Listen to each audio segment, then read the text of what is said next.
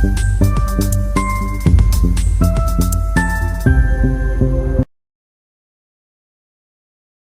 Chart को मैं समझ लेते हैं मार्केट किस हिसाब से बायर और सेलर को बिठाने की कोशिश किया है। देखो थर्सडे को हम लोग डाउन साइड का ही ट्रेड लिया था। मैं रिकॉर्डिंग वगैरह थोड़ा नहीं कर पाया, थोड़ा सा बिजी था। हालांकि अभी शायद कंटिन्यू वीडियो आएगा। डाउन साइड ट्रेड लेने का कारण इतना था कि ये जो अब यहाँ का जो सेलर है ये अच्छा प्रॉफिट में है। ऊपर से गैप डाउन ओपनिंग और इसको प्रॉफिटेबल बना दिया। प्लस ओपनिंग के साथ हम लोग को रेड कैंडल देखने को मिला। इसका क्या मतलब है, अब जो भी सेलिंग करेगा उसका एसएल कहाँ मिलेगा, 55,000 पे। तो जैसे ही मार्केट आने पर सपोर्ट लिया 54,500 पे, हल्का सा रिट्रेसमेंट किया। हम लोग यहाँ पर अपना पुट का पोजीशन बनाए थे, लगभग 100 पॉइंट के आसपास में कैप्चर किया। पीएनएल वीडियो जरूर देखना, आने वाला है।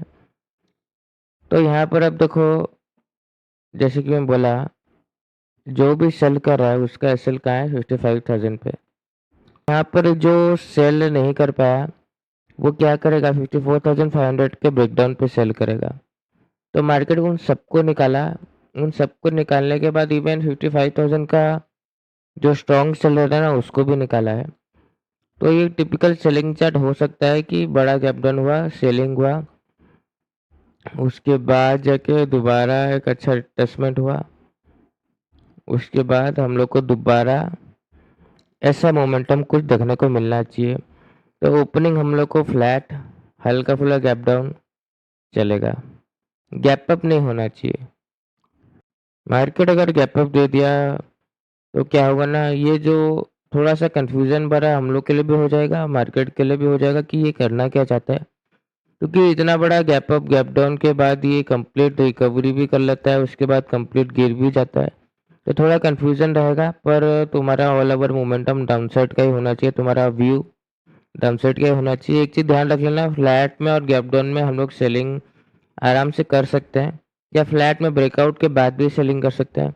क्योंकि ऑलरेडी रिट्रेसमेंट करके मार्केट सेलर को निकाल दिया है, तो ज़्यादा वेट करने का ज़रूरत नहीं है। गैप अप में वेट करना पड़ेगा, गैप अप में थोड़ा सा मार्केट का कैंडल वगैरह को देखना पड़ेगा, पॉजिटिविटी कितना, मार्केट स्ट्रेंथ कितना दिखा रहा है वो देखना पड़ेगा। क्योंकि अगर सच में ही अपसाइड चला गया तो फिर डाउनसाइड का मोमेंटम भूल जाओ, ये जो मैं चार्ट सोच रहा हूँ ये सब बेकार है।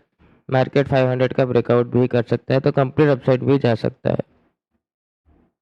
निफ्टी के पास एक बस एक लेवल है 24,000 का, थोड़ा परेशानी हो सकता है, पर ये ब्रेकआउट करके सेलर को निकाल दिया तो इसमें भी सेलिंग आ सकता है।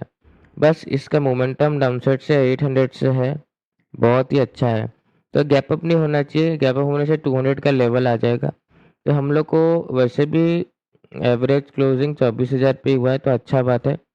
बड़ा गैप अप हम लोग के लिए अच्छा नहीं रहेगा। बड़ा गैप अप में बायर थोड़ा सा स्ट्रेंथ दिखा सकते हैं, तो हम लोग को बाइंग साइड भी जाना पड़ सकता है। बाकी फ्लैट और गैप डाउन में हम लोग दोनों ये सिनेरियो में सेलिंग साइड जाने की कोशिश करेंगे। बैंक निफ्टी में भी सिनेरियो सेम रहेगा, फ्लैट और गैप डाउन में सेलिंग साइड जाने की कोशिश करेंगे। एक ही चीज़ पे ध्यान देना, वो है गैप अप। गैप अप में थोड़ा सा वेट कर लेना, प्रॉपर कंफर्मेशन के साथ ही ट्रेड करना। धन्यवाद।